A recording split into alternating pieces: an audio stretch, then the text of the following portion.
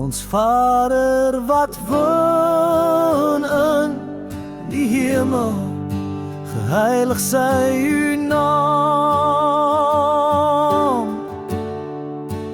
Laat u ryk kom, u wil geskied, soos in die hemel, so ook op die aarde. Gee ons vandag ons dagse brood, en vergeef ons al ons skulde,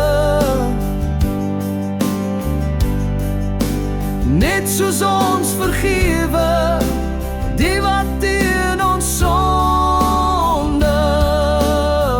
Maar laat kom ons nie in versoeking, maar verlos ons van die bose,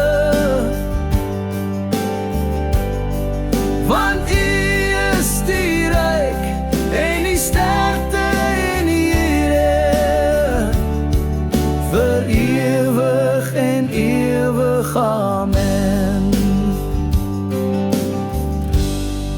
Ons Vader wat woon in die hemel, geheilig sy